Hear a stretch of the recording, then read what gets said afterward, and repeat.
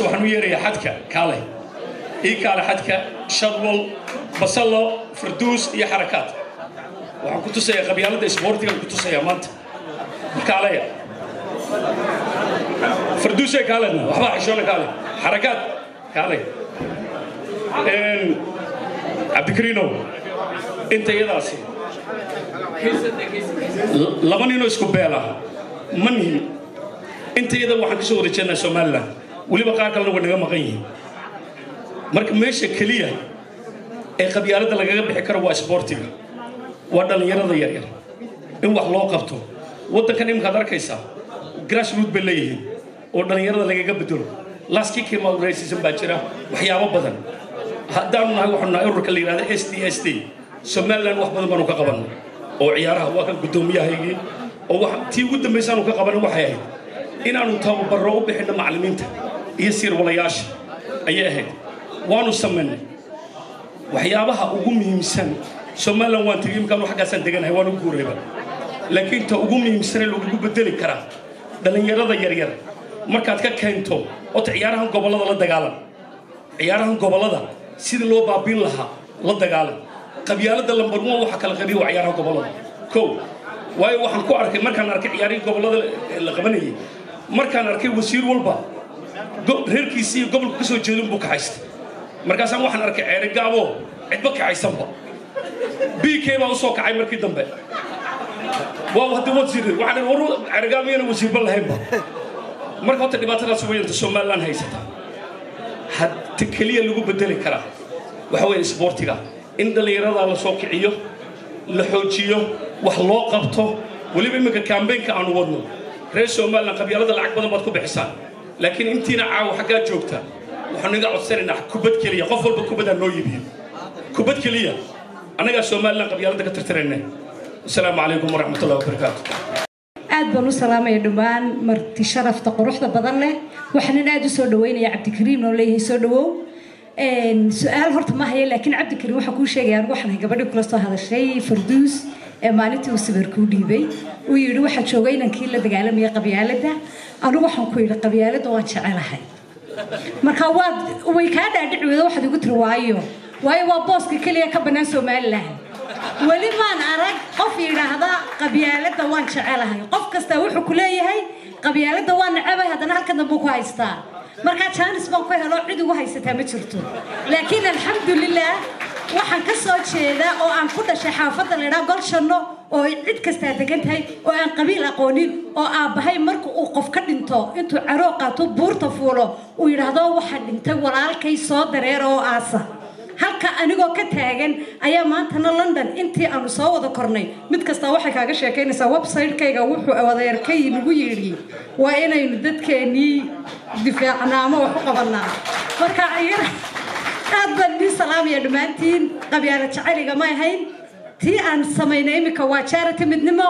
wuu joogaa Naasir Maxamed Cali imika xaaxibaanu ka samaynay malcaamad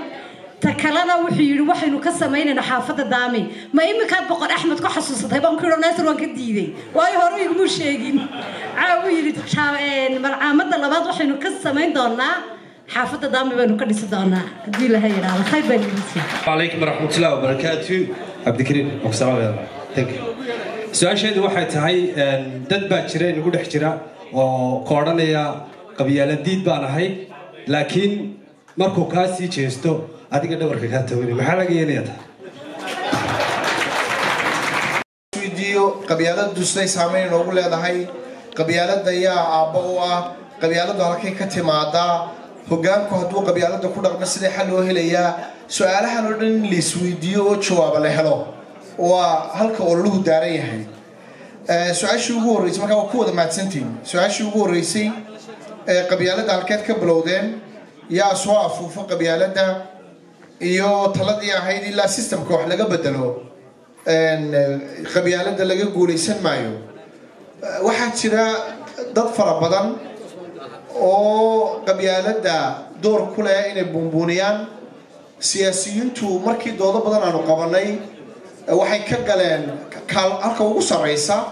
wuxuu ahaa magacii loogu celinta badnaa laba doodood xasuusto runtii buunbuuninteeda iyo inay noolaato inaaxda ka shaqeeyaan waxaa kaloo jira qof kartilaawo ah aqoon badan aan lahayn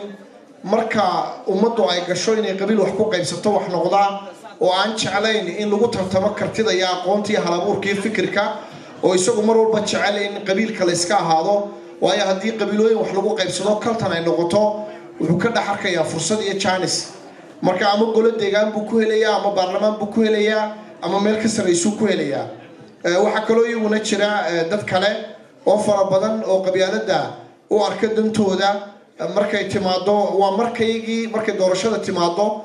beelaha qaarkood ay yidhaahdaan waa markayagii waxay taasi keentaa in dad fara badani fikirka ay qaataan oo markaasi qolo ka soo horjeeda iyo qolona waa markayagii ay markaa ay baashu inagu noolaato xilliyada doorashada ayaa iyaduna ka mid ah asxaabta qaranka ayaa iyaguna soo galay waxaan ka xasuusto waxaan maskaxdayda ka keenaya maaha dooda aanu qabanay maadaama aanan qoraalkii haysan ayay dadkaasoo dhabe ku wada jireen su-aal kale waxay ahayd arrinta hoggaanka winkasib wanaaga oo ololahayagu ka jawaabay taas waxaanu bilownay barnaamijka la yidhaahdo ciyaaro inoo horseeda midnimo iyo isdhexgal bulsho lacagta ugu badan ee xubnaha qabyaaladiidku ay ururiyeen waxaa lagu isticmaalay barnaamijkaasi laascaanood ma aragteen anigoo jooga waxaa aragteen anigoo boorama jooga oo alaabtaa bixinayna waxaa aragteen anagoo balligubadlo joognaa anagoo barbare joognaa anagoo hargeysa joognaa marka runtii waxaanu isku dayaynaa annana waanu yaqiinsanay ciyaaruhu waa meelaha ummadda laga bedeli karo marka qaadhaanka ugu badnaa baanu u ururinay qalabkii ugu badnaana waanu ku qaybinay dhowr gobol oo ceerigaabo gabiiley dhowr gobol baa ii hadhay oo alaabtoodina runtii taalo oo ciyaaraha sharaftii ka qaaday oo xaafado u ciyaara laakiin ololaha iyagu intuu socday waxaanu u wada sheegnay war waxani waa mixnad waa shaqadaadii cagtaadaa la doonayaa fakhriga inaad kaga baxdo haddii gobolka sanaag marka ciyaaraha gobolladu bilaabmaan adoo reer hargeysa mushahar fiican ay bixinayaan wax kuu diidayaa ma jiro waxaaba se qabaa in ciyaaraha gobollada la iska daayo waayo aniga idinku udhi ciyaaruhu waxay u ekaadeen qabyaaladii koob loo dhigay waxaynu u baahannahay koobkii horyaalka in la dhigo naadiyadad leeyihiin ama kombaniye leeyihiin ama qof iska leeyahay ama taajiriintu leedahay in la sameeyo inanka ciyaartooyguna uu u ciyaaro naadiga oo ugu ciyaaro kartidiisa iyo kubadda u dambeeya ilaah baan idinku dhaarshe caawa waa qurux badan tihiin waa isu timaadeen Soomaaliya dhan baa ku wada joogtaan anigana karam iyo sharaf weyn baa ay saarteen intiina soo mudana baa isugu kaytimi waxaan abaalka aanan celin karay sharafta aad dushayda saarteen ee isku dayay inaan sido anigu mid baan idin ballan qaadaya